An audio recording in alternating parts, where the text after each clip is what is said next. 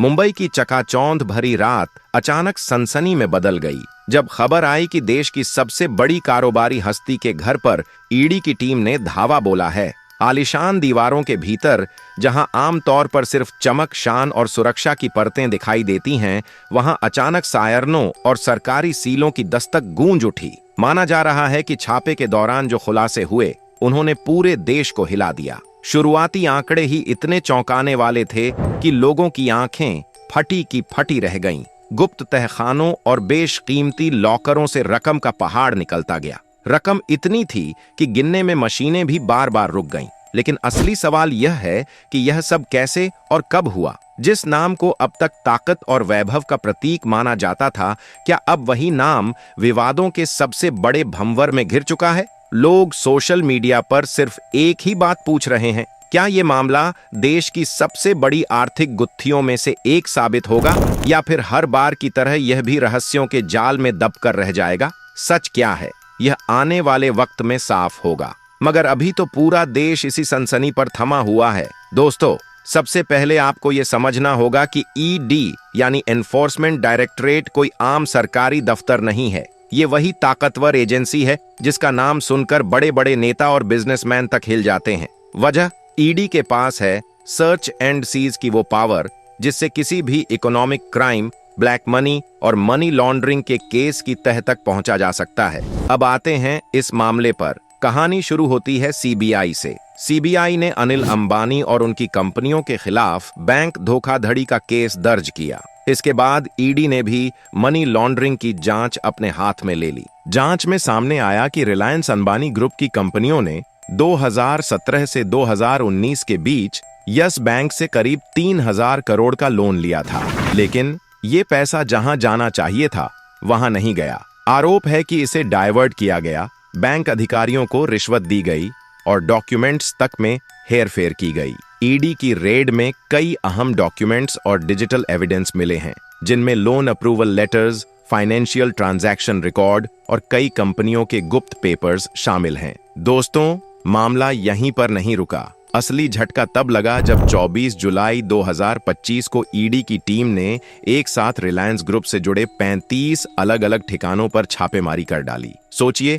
50 कंपनियां और 25 से ज्यादा लोग, जिनमें कई टॉप लेवल एग्जीक्यूटिव्स भी थे, इस जांच के दायरे में आ गए। यह कार्रवाई दरअसल एक 3,000 करोड़ के बैंक लोन फ्रॉड की जांच का हिस्सा थी और इसी केस के सिलसिले में ईडी ने अनिल अंबानी को 5 अगस्त 2025 को पूछताछ के लिए समन भेजा। अब दिलचस्प बात यह है कि रिलायंस ग्रुप की कंपनियों ने तुरंत बयान जारी करके कहा, इनका इस पूरे मामले से कोई लेना देना नहीं है, लेकिन ईडी की जांच अब भी जारी है और अगर आरोप साबित हुए तो कड़ी से कड़ी कानूनी कार्रवाई तय है।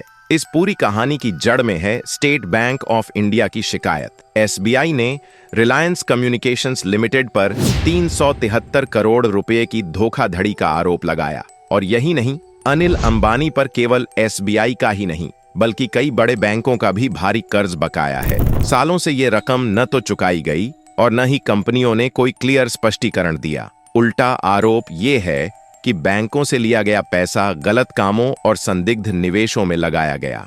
यानी मामला सिर्फ एक बैंक का नहीं है बल्कि कई बैंकों, कई कंपनियों और हजारों करोड़ों का है।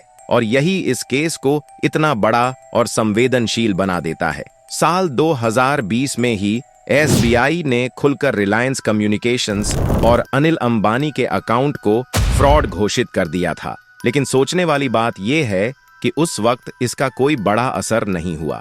फिर मार्च 2023 में सुप्रीम कोर्ट ने आदेश दिया कि इस प्रक्रिया को दोबारा किया जाए। नतीजा, जुलाई 2024 में अकाउंट को फिर से फ्रॉड घोषित किया गया। जून 2025 आते आते एसबीआई ने ये पूरी रिपोर्ट आरबीआई को सौंप दी और साथ ही सीबीआई में औपचारिक शिकायत भी कर दी।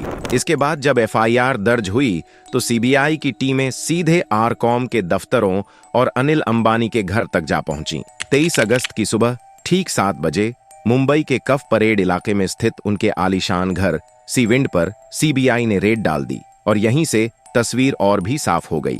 जांच एजेंसी के मुताबिक अनिल अंबानी और उनकी कंपनी पर अब आपराधिक साजिश, धोखाधड़ी और विश्वासघात जैसे गंभीर आरोप हैं। अब जाहिर है इस पर प्रतिक्रिया आनी ही थी।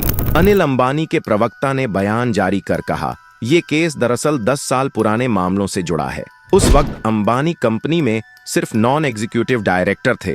रोजमर्रा के कामकाज से उनका कोई लेना देना नहीं था। यानी साफ तौर पर उन्हें बचाने की कोशिश की गई। साथ ही उन्होंने ये भी जोड़ा कि अंबानी सभी आरोपों को सिरे से नकारते हैं और कानूनी लड़ाई लड़ेंगे।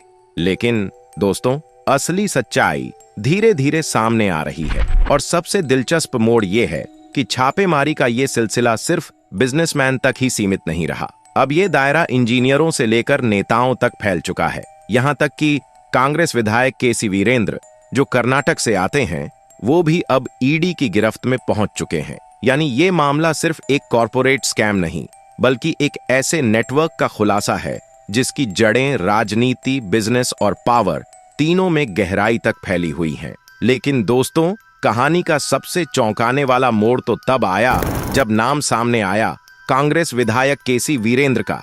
ईडी ने उनके खिलाफ ऑनलाइन और ऑफलाइन अवैध सट्टेबाजी से जुड़े मनी लॉन्ड्रिंग केस दर्ज किए थे और इसी केस में उनकी गिरफ्तारी भी हुई। लेकिन असली बम तब फूटा जब छानबीन में वो राज सामने आए जिन पर यकीन करना मुश्किल है। जांच एजेंसियों के मुताबिक वीरेंद्र ब्लैक मनी को व्हाइट मनी में बदलने का पूरा खेल रच रहे थे। इसके लिए उन्होंने दर्जनों फर्जी कंपनियां बनाई थीं ताकि नकद में आने वाला काला धन वैध कमाई की तरह दिख सके। ईडी की रिपोर्ट बताती है कि ये खेल बहुत ही शातिर तरीके से चलता था। सबसे पहले अलग अलग लोगों के नाम पर क्रेडिट कार्ड पेमेंट दिखाए जाते, फिर उन भुगतानों को साइबर फ्रॉड से आए पैसों से एडजस्ट कर दिया जाता। ज्यादातर लेन देन बेनामी कंपनियों और लोगों के नाम पर होते और यही पैसा उनके शौकों को पूरा करने में इस्तेमाल होता। लेकिन ये सब यहीं तक सीमित नहीं था। जांच में खुलासा हुआ कि वीरेंद्र के श्रीलंका, नेपाल और जॉर्जिया जैसे देशों में कैसीनो भी चल रहे हैं। हैरानी की बात यह है कि इनमें से कोई भी उनके नाम पर रजिस्टर्ड नहीं था। सब कुछ दूसरों के नाम से, ताकि असली मुनाफा छुपाया जा सके। हालांकि ईडी के हाथ अब कुछ अहम प्रॉफिट शेयरिंग फाइलें लगी हैं जिनकी जांच अभी जारी है और इन खुलासों ने न सिर्फ वीरेंद्र की असलियत उजागर कर दी, बल्कि कांग्रेस पार्टी की छवि पर भी बड़े सवाल खड़े कर दिए। यानी साफ है, ये खेल सिर्फ सट्टे का नहीं, बल्कि सत्ता तक पहुंचने वाला एक ऐसा नेटवर्क है जो अब वीरेंद्र के लिए सबसे बड़ा सिरदर्द बन चुका है। लेकिन कहानी यहीं खत्म नहीं होती। चौंकाने वाला मामला बिहार से भी सामने आया। यहां विनोद राय नाम के एक इंजीनियर का काला सच सामने आया है, जो ग्रामीण कार्य विभाग में कार्यरत है। रिपोर्ट्स के अनुसार उसके पास से करीब 40 लाख रुपए नकद बरामद हुए, जबकि 20 लाख रुपए जला दिए गए थे। कुछ समय पहले सूचना मिली थी कि विनोद राय के पास भारी मात्रा में नकदी है, जिसे वह सीतामढ़ी से पटना ले जा रहा है। खबर मिलते ही ईओयू टीम तुरंत अलर्ट हुई और उसके घर पर छापा मारा गया। लेकिन वहां पहुंचने तक वह अधिकतर पैसा कहीं और भेज चुका था। जब ईओयू टीम घर के भीतर जाने लगी तो विनोद की पत्नी ने उन्हें रोक दिया और यह कहते हुए सामने खड़ी हो गई कि वह घर पर अकेली हैं। चूंकि रात का समय था, टीम ने इंतजार करने का फैसला किया और घर के बाहर ही रुक गई।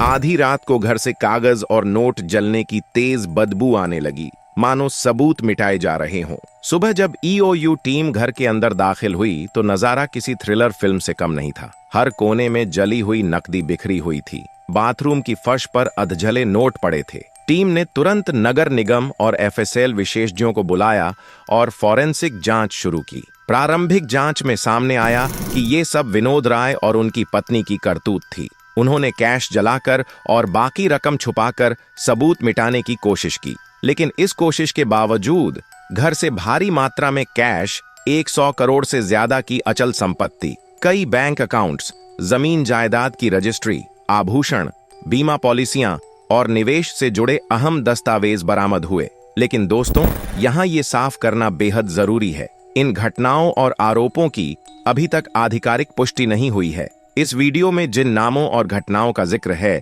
वे केवल मीडिया रिपोर्ट्स, सोशल मीडिया और सूत्रों पर आधारित हैं। अभी तक न कोई दोष सिद्ध हुआ है और न ही कोई अंतिम फैसला आया है। इसलिए इस कहानी को सिर्फ जानकारी और चर्चा के उद्देश्य से देखें। किसी निष्कर्ष पर पहुंचने से पहले जांच एजेंसियों की आधिकारिक रिपोर्ट का इंतजार जरूर करें। अगर आपको यह वीडियो पसंद आया हो तो प्लीज इसे लाइक करें और हाँ, इसे अपने दोस्तों, परिवार और सोशल मीडिया प्लेटफॉर्म्स पर शेयर करना मत भूलिए। अगर आप चाहते हैं कि ऐसी हर बड़ी खबर, हर एक्सक्लूसिव अपडेट और हर इन्वेस्टिगेशन सबसे पहले आप तक पहुंचे, तो अभी सब्सक्राइब कर लीजिए। साथ ही बेल आइकॉन दबाकर नोटिफिकेशन ऑन कर लें ताकि कोई भी नई वीडियो आपसे मिस न हो। धन्यवाद।